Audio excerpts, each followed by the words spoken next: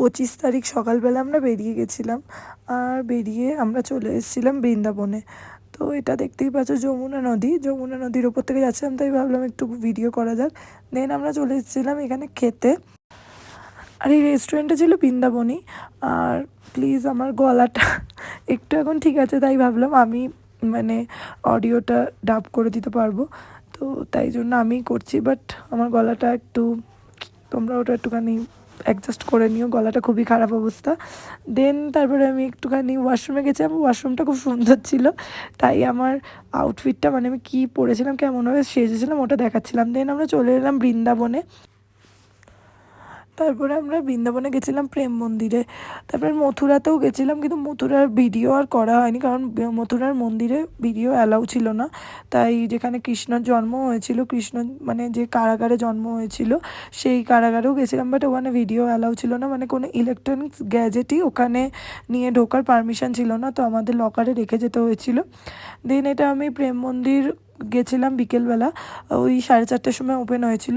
তো তার আগে আমি এরকমভাবে তিলক পরে এঁকেছিলাম কপালে আর কি তিলকটা।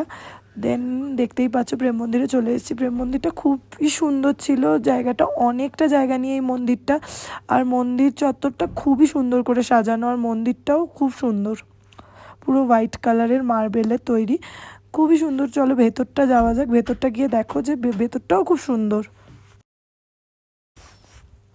তো এখানে ফুল দিয়ে সাজানো ছিল, খুবই ভালো লাগছিল যেটা দেখতে। তারপর আমি গেলাম ভেতরে, রাধাকৃষ্ণর মূর্তিটা দর্শন করলাম।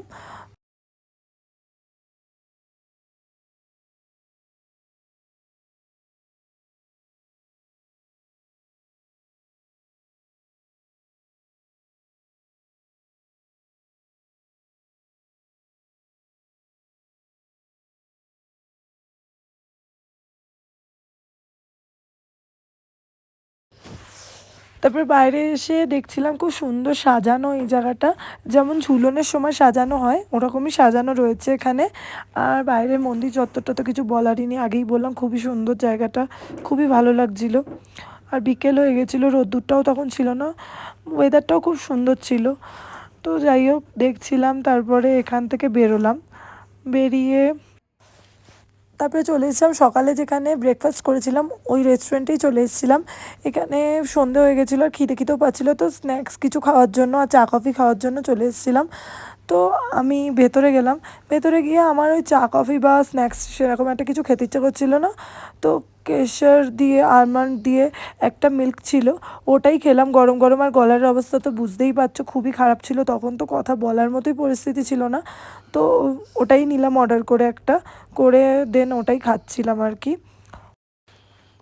তারপরে ওখান থেকে বেরিয়ে চলে গেছিলাম আমরা আগ্রার জন্য।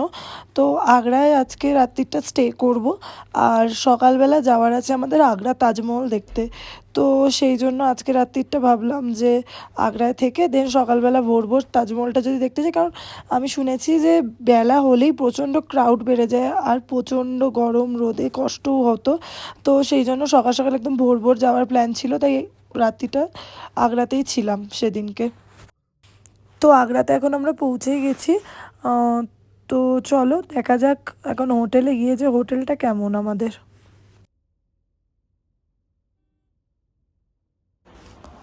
তারপরে চলে এসেছিলাম আগ্রার এই আমাদের হোটেল, আজকে থাকবো যেখানে আমরা।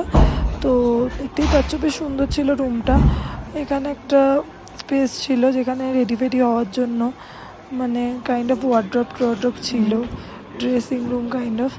আর বেডরুমটা খুব সুন্দর ছিল, আর এটা ইন্টারকানেক্টিং রুম ছিল, কারণ বাবা দাদা যে রুমে ছিল আর আমাদের রুমটা মাঝখান থেকে ইন্টারকানেক্ট ছিল। আর এদের রুমটাও খুব সুন্দর ছিল, আর এদের বাথরুমটা বেশ বড় ছিল, আমাদের বাথরুমের থেকেও এদের বাথরুমটা বেশ বড় ছিল। এক কথা ভালোই ছিল মোটামুটি হোটেলটা।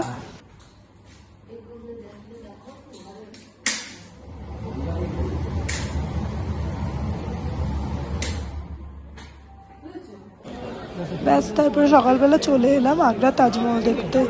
তো দেখতেই পাচ্ছ কি সুন্দর লাগছে, আমি ভেবেছিলাম একদম ভোর ভোর যাবো, বাট তাও ওই 7টা মতো বেজে গেছিলো, তাও বেশ লোকের ভিড় হয়েই গেছিলো ওই টাইমটাতে, কিন্তু হ্যাঁ তুলনামূলক ফাঁকা ছিল।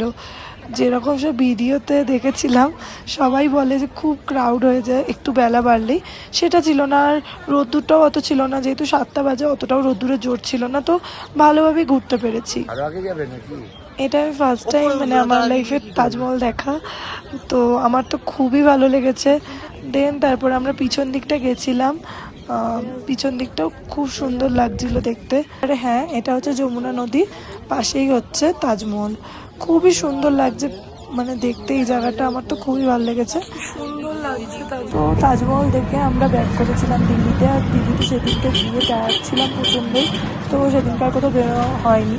তো পরের দিনকে বেরিয়েছিলাম আমরা দিল্লি সাইট সিন করতে। তো ফার্স্টেই চলে গেছিলাম রেড ফোর্ট দেখতে। রেড ফোর্টও আমার লাইফে ফার্স্ট টাইম দেখতে এসেছি, তো চলো দেখা যাক কেমন। আপাতত দেখে বেশ বাইরে থেকে সুন্দরই লাগছে, আমরা ফার্স্ট টাইম দেখছি তো ভালোই লাগছে। ওর ভেতরে গেছিলাম, টিকিট কেটে এন্ট্রি হলো। দেন তারপরে একজন গাইড দেওয়া হয়েছিল আমাদের সাথে, যিনি আমাদের সব বুঝিয়ে দিচ্ছিল। মিউজিয়ামের ভেতরে এটা রেড ফোর্টে। তো এখানে একটা শো টাইপের চলছিল, শোটার মধ্যে সব কিছু রেড ফোর্টের যে ইতিহাস মানে হিস্ট্রি যেটা যেটা রয়েছে সেটা পুরোটা দেখানো হচ্ছিল। একটা ইসের মাধ্যমে প্রজেক্টর চলছিল। তো দেন তারপরে ঘুরে ঘুরে দেখছিলাম রেড ফোর্টটা কেমন। कोहिनूर का हीरा टॉप पर था, छत भी सारी चांदी की होती थी। इसको बोलते थे तख्ते ताऊस, जिसका मतलब था पीकॉक थ्रोन, मयूर सिंहासन, क्योंकि 2 पीकॉक्स थे यहाँ पर। सब कुछ लूट के ले गया। ईरान से आया एक राजा नादिर शाह, और अंग्रेजों ने इस जगह को तोड़ा नहीं, यहाँ पर कुर्सी टेबल लगाकर अपना आर्मी मेस हॉल बना लिया, मतलब यहाँ पर खाना खाया।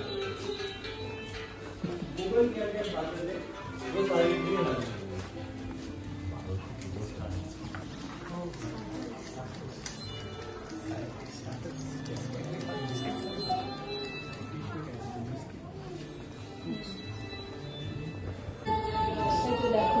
তারপরে আমরা চলে এসেছিলাম রেড ফোর্টের মধ্যেই একটা খুবই সুন্দর জায়গা, যেটাকে শীষমহল বলছিল আমাদের গাইড। তো এই জায়গাটা খুবই সুন্দর, আর আমার এটা রেড ফোর্টের বেস্ট পার্ট লেগেছে, আর বেস্ট জায়গা লেগেছে, খুব সুন্দর ছিল জায়গাটা। তো এখানে এসে আমি একটু ভিডিও করছিলাম আর নিজেকেও দেখিয়ে নিচ্ছিলাম, পুরো কাঁচ দিয়ে তৈরি, আর লাইটিংটা দারুণ ছিল।